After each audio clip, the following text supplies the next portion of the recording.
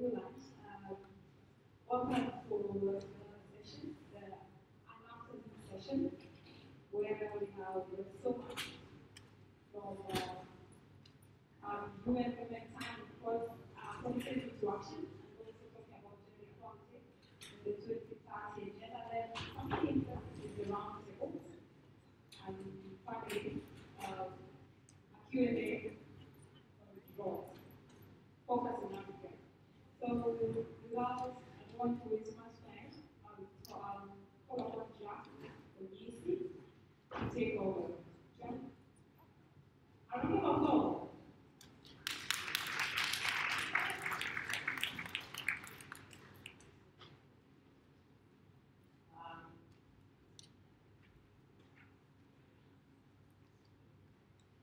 ladies and gentlemen, the distinguished guests, including Your Excellency Dr.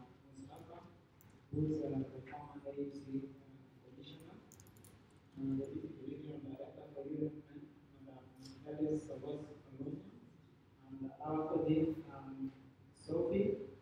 You are all welcome to this launch, where Women is launching a global SDG report, turning promises into action, which is focusing on the 2030 agenda on sustainable development.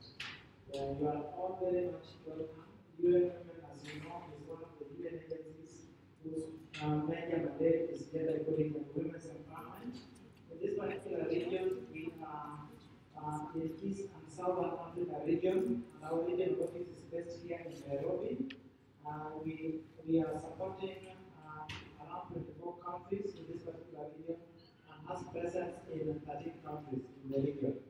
I would want to invite our Deputy Regional Director, Madam Sema Ellis Olonya, to be able to lead this particular process of the launch of the publication, which will then be followed by a roundtable discussion on the same report.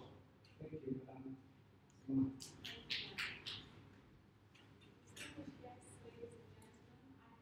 Really want to thank you and appreciate you for joining us and to share the launch of this report, because I know after lunch it's particularly difficult to gather yourself and come and listen to a series of presentations, so we appreciate you. The reason why we are launching this report on turning promises into action, gender equality, and the 2030 agenda on the sustainable development goals is to put a spotlight on the localization and implementation of gender-responsive sustainable development goals. This is actually the third launch that we're holding. The first was happened in New York on the 14th of February, the second in Berlin, and today's launch is actually a launch on behalf of our continental region. So we're very excited to be here with you today. As we know, the adoption of the 2030 agenda was actually a global victory for gender equality. Not only did member states and the United Nations commit to making sustainability, equality, peace, and human progress a reality for all countries and all people, they also recognize that gender equality is core and critical to the success of the Sustainable Development Goals. In the words of the UN Secretary General, gender equality is a powerful force to uphold the main promise of the 2030 agenda and to leave absolutely no one behind. The implementation of the bold vision holds the potential to transform lives, both of women and girls, but of society at large. The 2030 agenda provides a powerful counter-narrative to current practices of extraction, environmental degradation, exclusion, and division. The goals are especially important now, both as a political agenda for global cooperation, but also they provide a time-bound set of targets that underline the urgent need for our collective action. And if we take the global leaders by their word, our report provides the most comprehensive assessment to date of the status of the Sustainable Development Goals from a gender perspective. The report is based on robust statistics and expert analysis, and it will not surprise you that it reveals pervasive gender inequality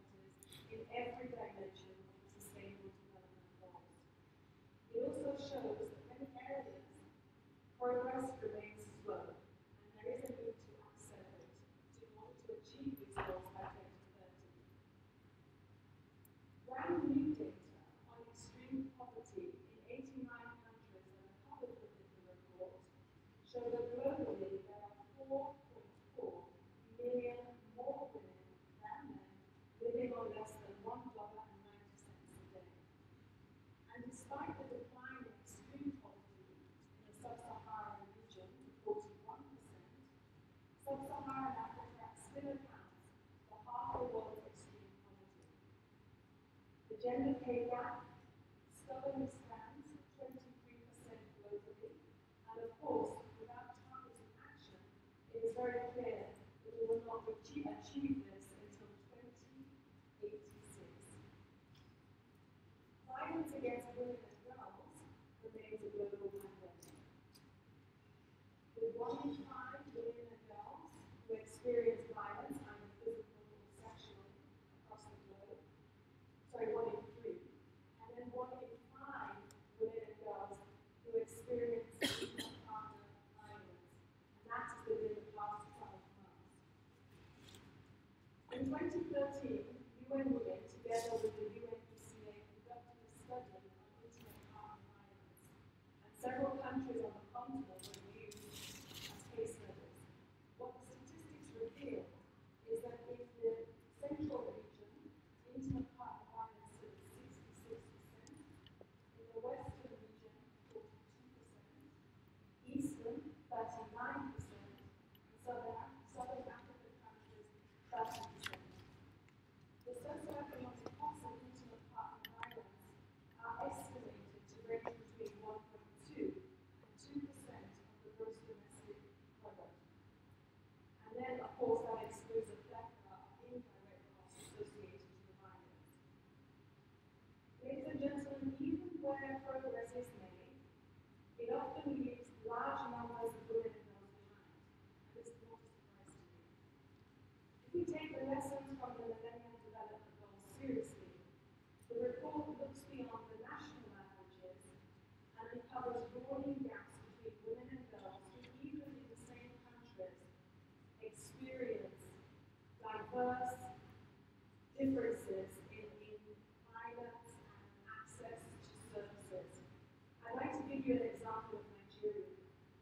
Women and girls from the poorest households are nearly 5 times likely to be married before the age of 18, than children of a similar age coming from a richer household.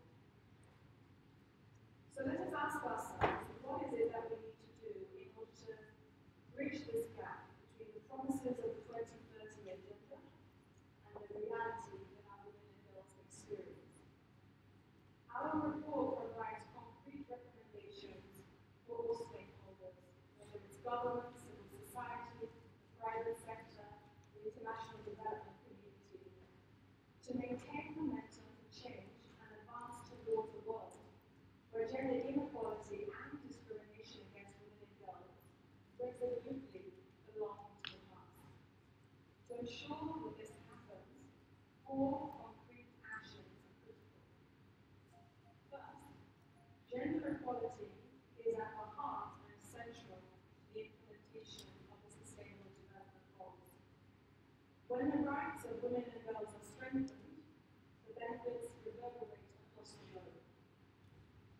For example, women's access to economic resources, whether that be land, labor, market earnings, social protection, and so on and so forth, is imperative to the eradication of poverty, to reducing inequality, to better education, health, and nutritional outcomes, and for the achievement of inclusive growth.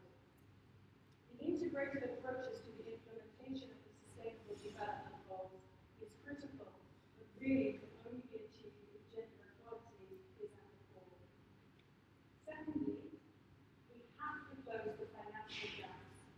Without adequate resources, many of the essential services that women and girls rely upon remain unavailable, inaccessible, and totally unaffordable.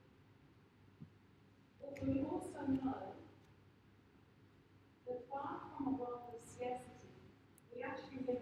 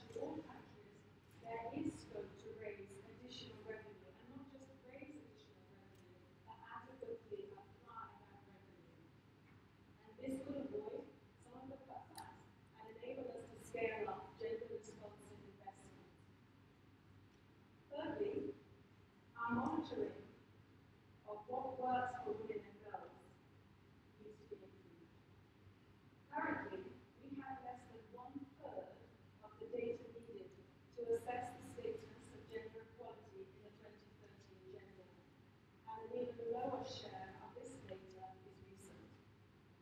To address these gaps, we need to strengthen gender statistics in order to support the national statistical systems in the right place. And yet, even with significant progress on the statistical front, the data that becomes available needs to be used in order to shape public action. And this brings me to my final point. Accountability for gender equality commitments at all levels is absolutely imperative. Women and girls have the right to receive explanations from those in power about the actions that affect their lives. And they also have the responsibility and need the space to demand course corrections. In addition to that, to enable women and girls to participate fully in those spaces, the environment needs to be prepared. We also need to ensure that consequences are defined and, more importantly, acted upon for poor performance of women's rights. Such measures will lead to better outcomes for women and girls and society at large. Finally, our report provides a roadmap to turn gender equality promises into action.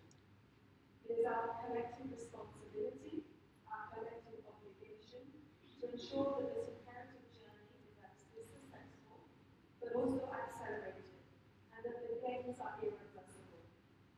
I'd like to end by saying I really pleased for the family. Thank you, ladies and gentlemen. Thank you so much, Madam Simon. So the welcome remarks, we then move to move to the presentation of the report, and this will be done by my colleague Sophie, who is present with us today, so that she can be able to give us the key highlights of the report that we are launching today.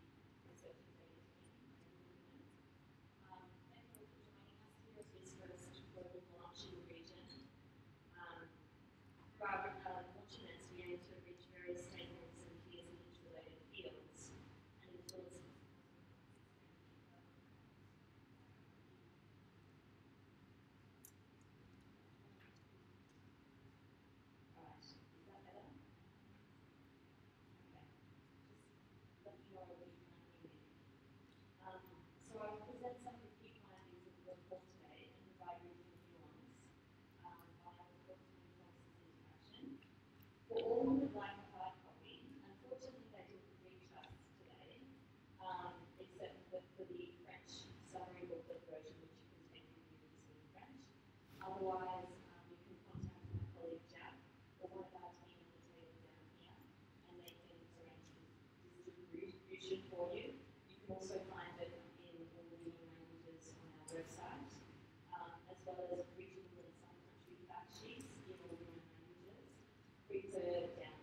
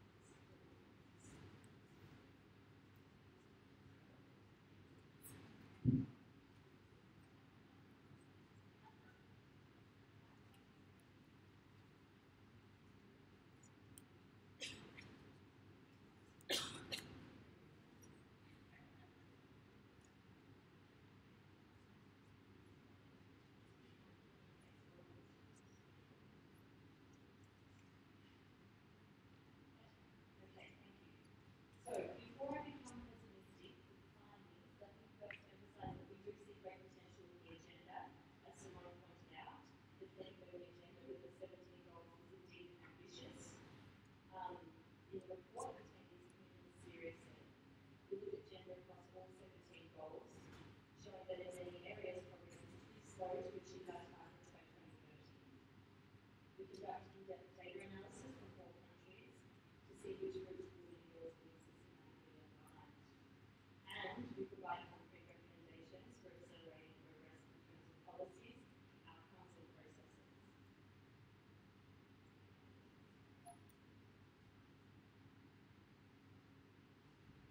So, as Simone said, the report is the first of its kind to look at gender equality across the 2030 agenda as a whole. We provide a detailed account of the status of women and girls under the dedicated goal 5, but we also show that gender inequalities remain pervasive in each of the other 16 goals. To give you a taste of what's in the report in the remaining time, I'll present some of these findings. Looking at SDG 1 on poverty, the report provides new data to substantiate what we have long known, that women are more affected by poverty than men. Data from 89 countries show that globally women are about 4 percentage points more likely to live in extreme poverty. But further disaggregation reveals an even more unsettling finding. Across all regions, the gender gap in extreme poverty widens significantly among people who are between 25 and 34 years old.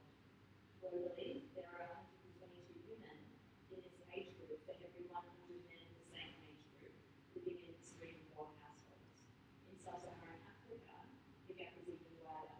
For every 100 men in this age group who live on less than $1.90 a day, there are 127 women in the same situation. These are peak productive years, where many women again are only living to sustain themselves and their families, but they are also prime reproductive years, where many of them have small children to support and take care of.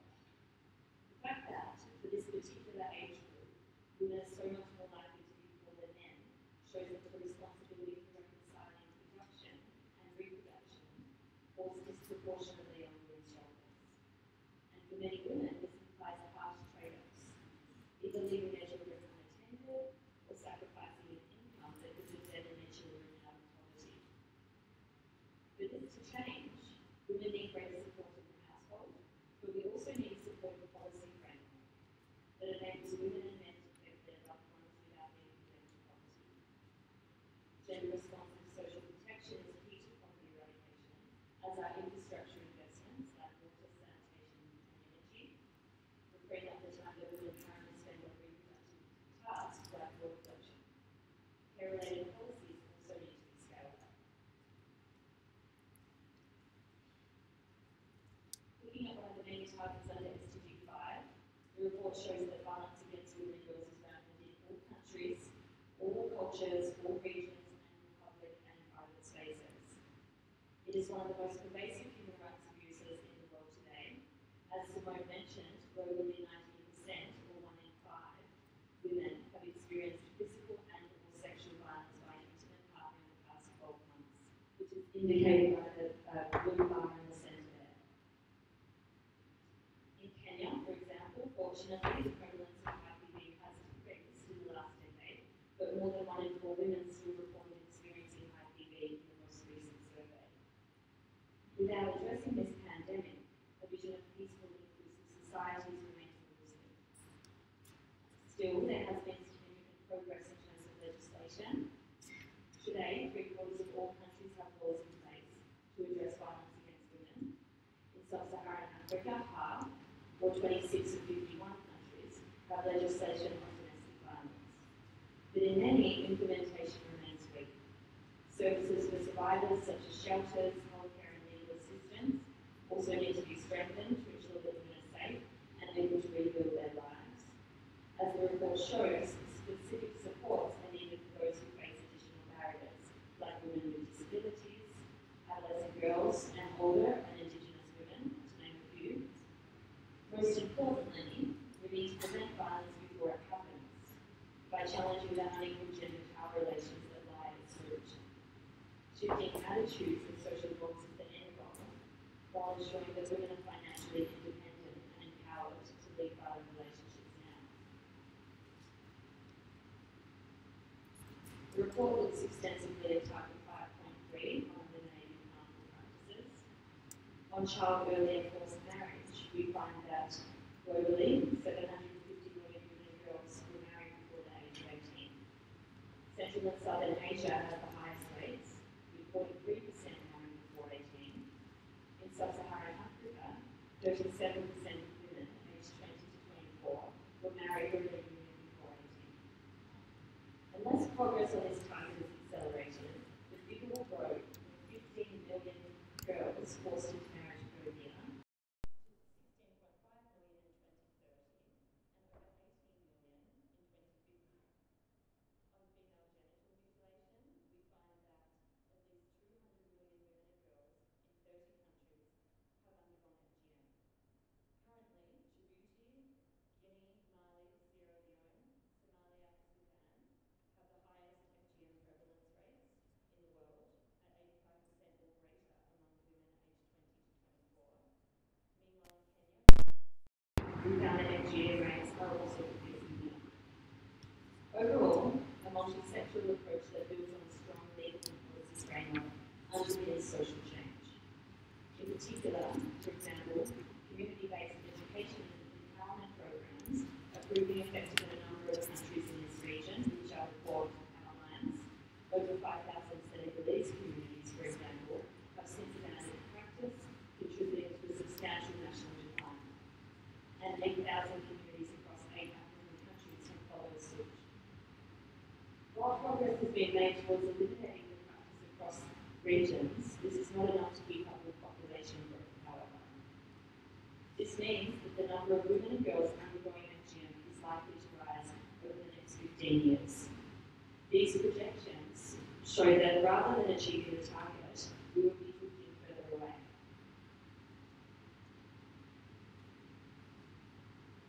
Looking at SDG 2 on ending hunger and food security and achieving food security, data from 141 countries shows that women are more likely than men to report food insecurity in nearly 2/3 of countries. This includes both developed and developing countries with varying gender gaps. Even in Europe and North America, women are more food insecure. Central and Southern Asia has the greatest gender gaps, but overall rates of food insecurity are still half that of Sub-Saharan Africa. Sub-Saharan Africa has the highest prevalence of food insecurity, at staggering rates, as I'm sure you all know. More than half the region's population is food insecure at moderate or severe levels, with rates above 80 and 90% in some countries. More women report food insecurity than men overall in these countries. The greatest gender gap is in Namibia at 9 percentage points, roughly on par with Pakistan and India, for example. Even when gender gaps are not as wide, we must consider how women tend to serve as shock absorbers in times of food scarcity.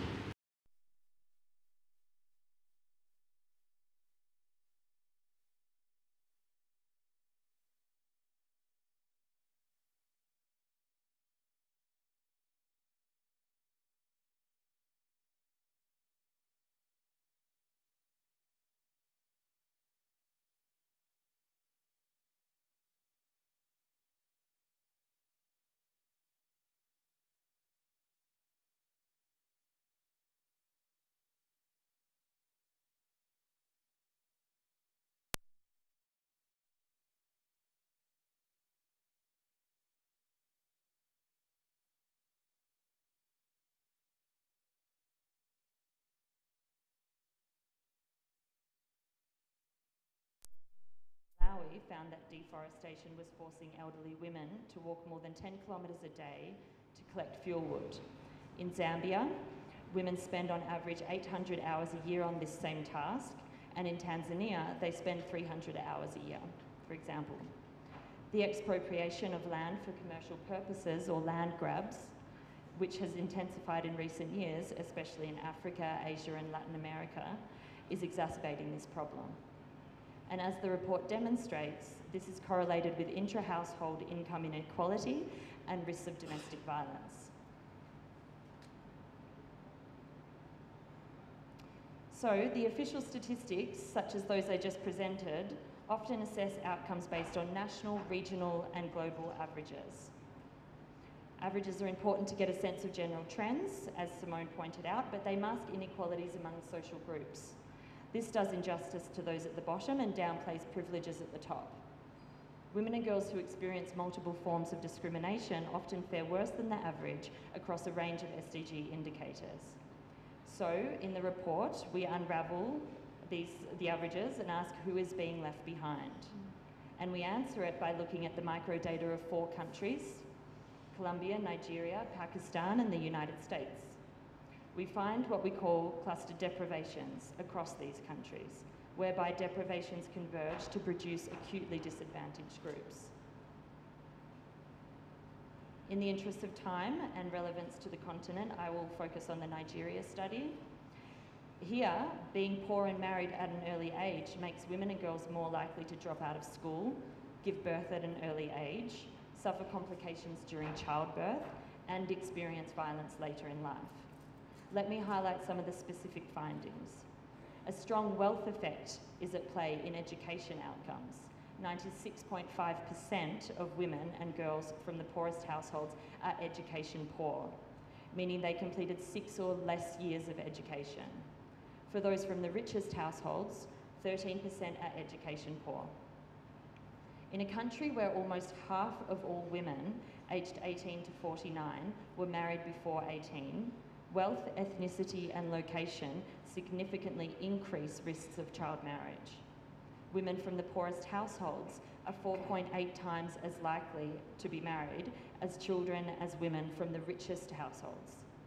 As expected, we continue to find that IPV permeates all population groups, but richer urban women are more likely to report. For poorer rural women, more than any other in this society, chances of moving out of poverty are diminished following such a chain of events. Such compounding inequalities are also common in developed countries, as demonstrated by a case study of the US, which underlines the relevance of the 2030 Agenda to all countries. Clearly, for all these women, many of the promises of the SDGs remain out of reach. So the report shows that gender inequalities remain pervasive across each and every dimension of sustainable development and across the globe. It also shows that even when we see change, progress for women and girls can be fragile, uneven, and unequal. But we can address this.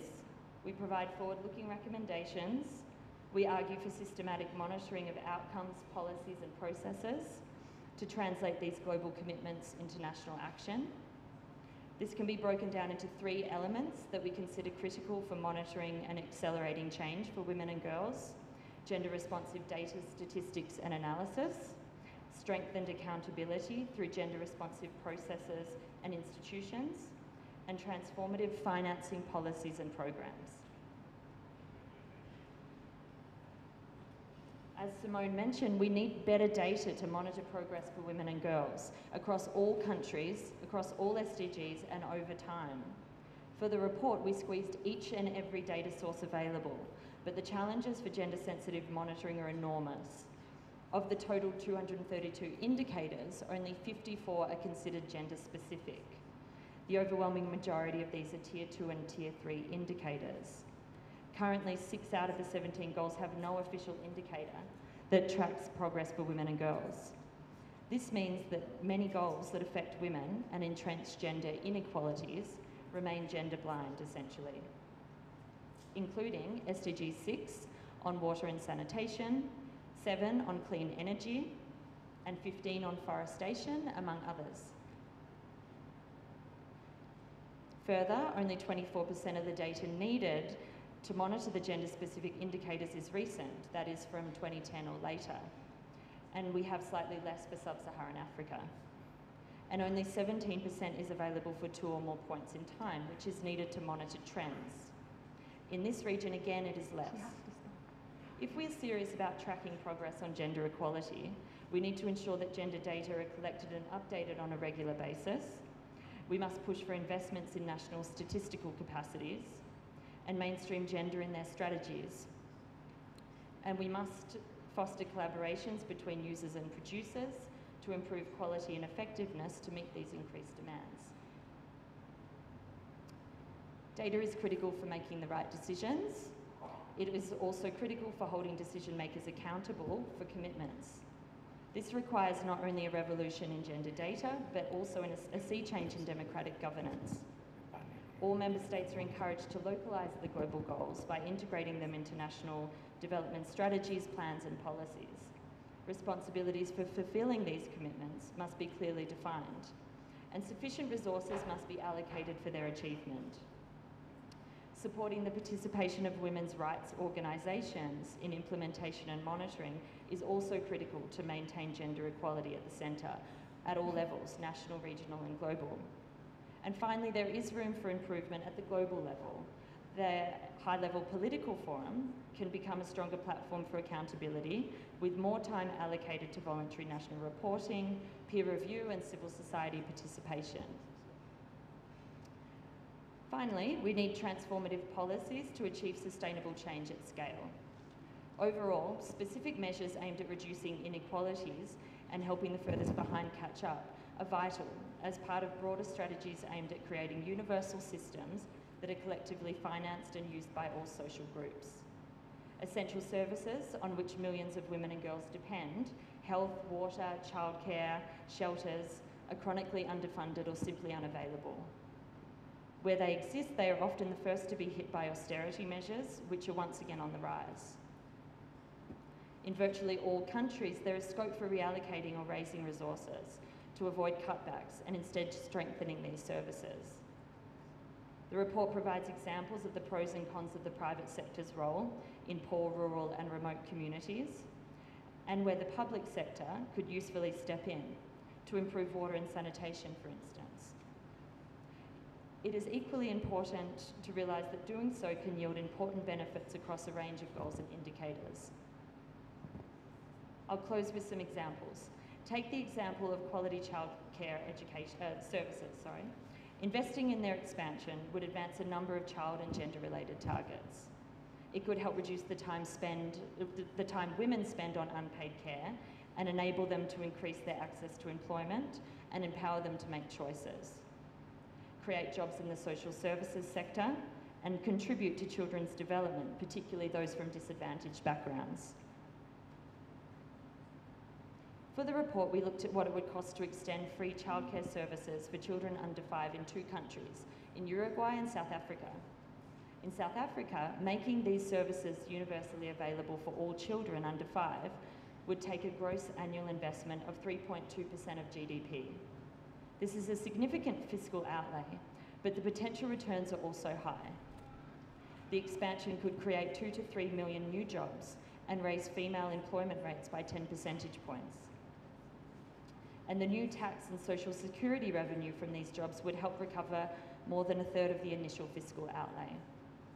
This is just one example, but I am sure many others will come up in our discussions. To conclude, in 2015, world leaders promised to transform our world, ensuring that by 2030 sustainable development will be achieved and gender inequalities made a thing of the past. Our report provides a reality check, showing that much remains to be done in all areas, but it also provides a roadmap for making change happen through gender-responsive outcomes, policies and processes. We hope that it will be a useful resource in the hands of all policy actors. With this strong case for keeping gender equality front and centre during SDG monitoring and implementation, I want to end by setting the tone for our roundtable discussion afterwards, asking us all to consider what these results mean in the region for SDG monitoring and implementation. Thank you all for your time. I look forward to a lively discussion. Our discussion will be taking place next door, immediately after, with our 2 panellists. Thank you very much. Thank you so much, Sophie, and sorry for the rush. It's just that we have several roundtables immediately after. May I take this opportunity to invite our Deputy Regional Director, Madam Simone Elise Loch-Olunya, to invite our chief guests for the launch to now officially launch the report. Madam Simone. Thank you, Sophie, and thank you, Jack. I'm very impressed with the young lady at the back. I'd like you to join me in all my meetings. You're an excellent timekeeper. Thank you. I realize we have bombarded you with statistics, but the intention was to whet your appetite to see the value of what's in the report. It is substantive. I know that some of you yesterday have already met our distinguished guest, but I would like to now invite him, Dr. Kaloko. You have a very interesting bio that I'm going to truncate, but I hope I capture everything. He is the former Commissioner for Social Affairs of the African Union Commission. That was until March 2017. Dr. Kaloko provided the overall strategic and political leadership on social development issues for the continent. Now, his portfolio is astronomical. It covered sports, culture, social affairs, health, population, migration, labor, employment, drug control, as well as well-being and the protection of children. Dr. Kaloko, I give you the floor and invite you to unveil.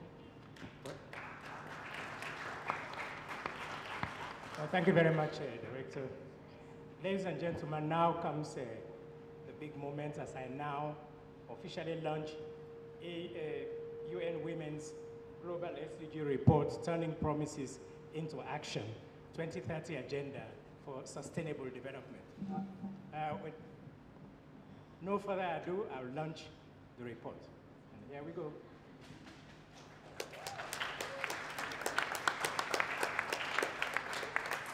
That's your SDG report in all its glory. It will be even more glorious when you go through it to see what's in that report. Thank you very much.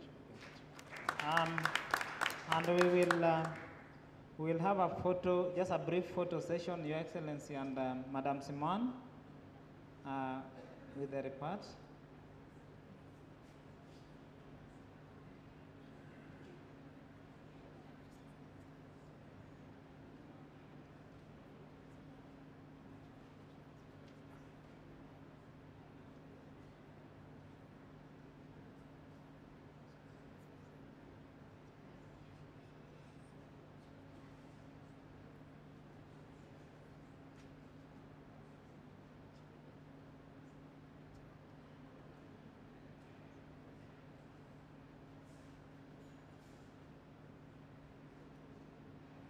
So we then invite you for the roundtable discussion in the next room, where Your Excellency and our Deputy Regional Director will be unpacking together with Sophie the details in the report. And we also invite you to visit our website, UN Women, both Africa and Global, and you'll be able to access the report. So karibuni in the next room for the roundtable discussion. Thank you so much.